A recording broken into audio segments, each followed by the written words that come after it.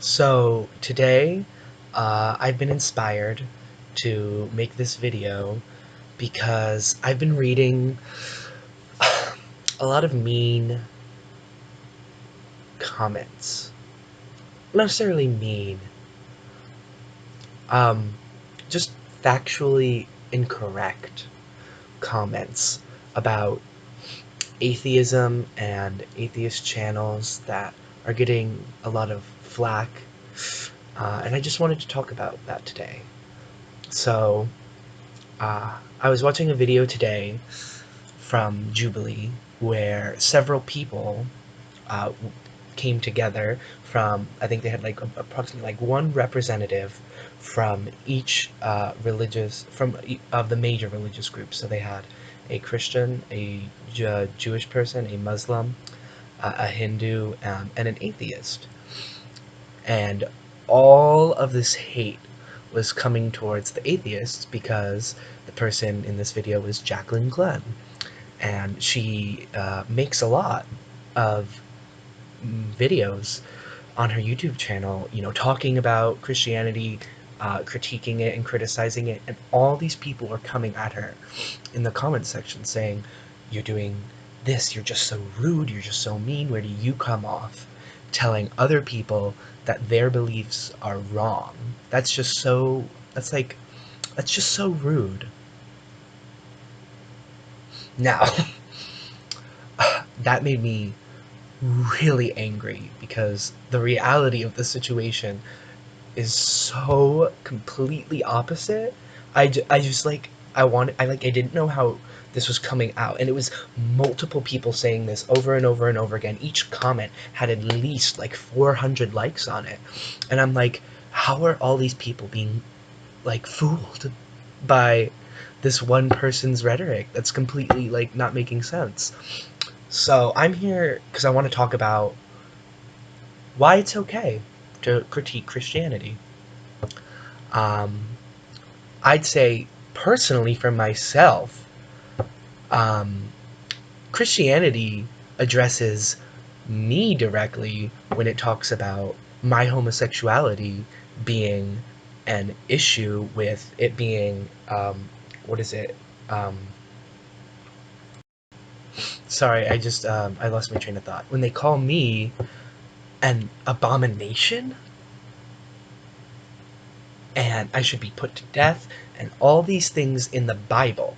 Now, I'm not talking about Christian people. I believe that no matter what religion you are, you should not be discredited respect based upon your religious beliefs.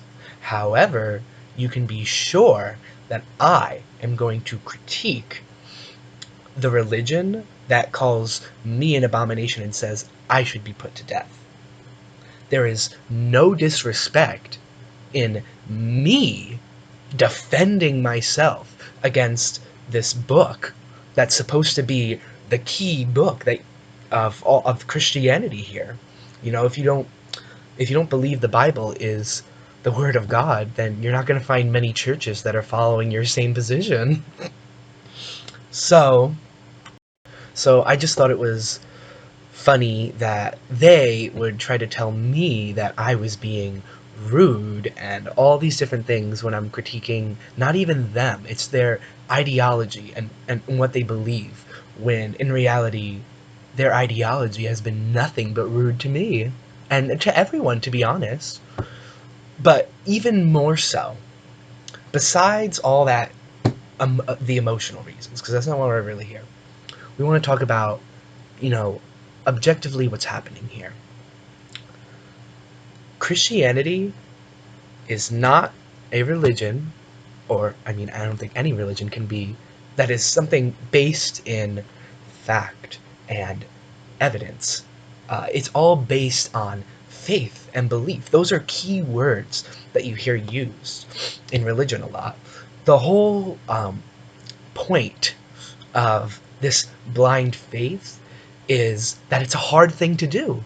So that's why there's this great reward waiting for you, this heaven, for believing in this thing despite not having any proof. If you had proof for your position, then it would take nothing of mental effort for me to believe you, because you just demonstrated for me. And that means I get into heaven for free, for basically just following what I see to be true. And that doesn't make sense. What makes sense is the idea of a blind faith being the cost of getting into heaven. That's this idea that was really developed with Christianity. Uh, so if you're trying to say you can prove Christianity, I'd love to see the undeniable proof. Would love it.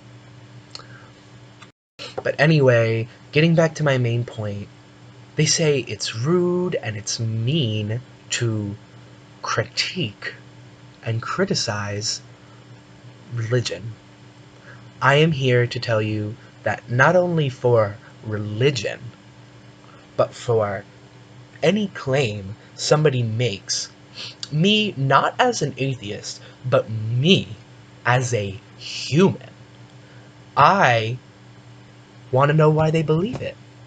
Because if it's different than mine, and I trust them and respect them as a person, then I should really want to make sure that they're not being fooled. If I didn't have respect for a Christian, I'd let them be fooled. I'd let them have people, scream at them all these lies about how we don't have proof for evolution and how everything is just this hocus pocus, and it's all this, uneducated people fooling uneducated people over and over and over again.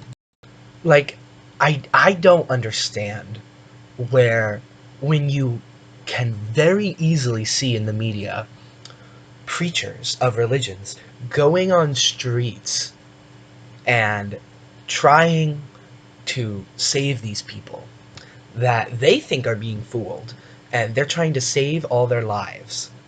But if what if what we believe, not to compare atheism to a religion, but if you hold this belief of yours to be sacred, and other people hold it sacredly if they're religious, how are you going to just tell them that they're completely wrong? How are you not also doing that every time? Not necessarily you as Christians, you street preachers, all these people. And the Bible itself tells people, go out and save people. And if I were Christian, I would 100% be a street preacher, going on the street, telling everybody about this good news, because I believe I am saving them from eternal torture. How are you letting all these people be eternally tortured, and you just sitting there idly by, not trying to help them? If you truly believe in Christianity, you should be doing everything you can to save these people. And that's why the extremist groups are the Christians that I feel are actually convinced of their position, so much so with this vehement trying to save people. I think they legitimately think I'm going to hell, and they are trying to save me, and I sympathize with that. But in this new wave of these like lukewarm Christians that are gonna say, "Oh, I pick this and cherry pick this and this and that, and I'm not gonna do everything that the Bible tells me to," and all these different things. Like, who are you to put a fine tooth comb through the holy word of God?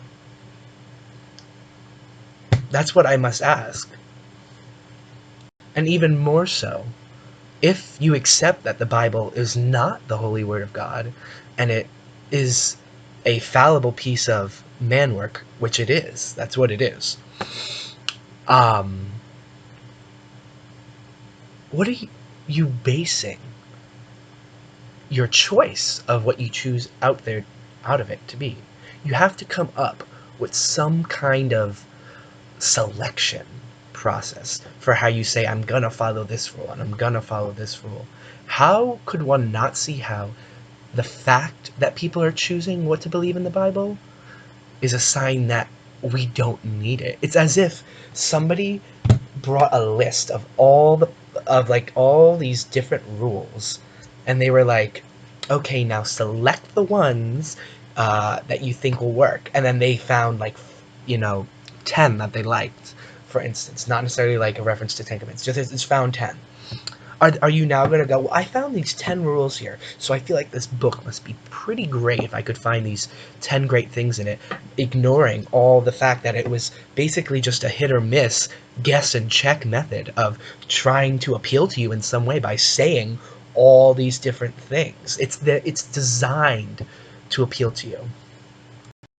Okay, this video has been very ranty and it's a bit of a tangent and it's my first video, so that might turn a lot of people off, but I'm kind of just doing this for myself anyway, not for anybody to watch, but I'll post it on YouTube anyway. But I just want you to know that if you are religious, I respect you. I have a ton of respect for you as long as you are still respecting me. I may not have respect for your beliefs, however. And I understand that your beliefs may be a key part of your identity, but being gay is probably just as big a part of my identity as being Christian is to somebody else. Except I didn't choose my position. And sadly, they probably did not either, because it was probably imposed onto them by their parents. I have a lot of respect for you religious people. I just want you to know that when I critique your religion, I am doing it so you can sit back and ask yourself some questions and go, yeah, that doesn't really make sense. Get you thinking. Just, I want you to be thinking and not put something on so high of a pedestal that it's beyond critique. Nothing is really beyond critique here. I mean, maybe a 3-year-old's like Mother's Day project that they made at preschool is beyond critique, but something like religion definitely needs to be criticized, definitely needs to be looked at with a fine-tooth comb when you see the huge impact that it has on the world today. I mean, in the United States alone, uh, 75% of people are religious. You know, around 20 to 25% of people are either atheist, agnostic, or they say non-religious, which are all very similar terms that basically mean the same thing. But we'll get into that in another video. Thanks for watching, if anyone is watching, and thank you for your time.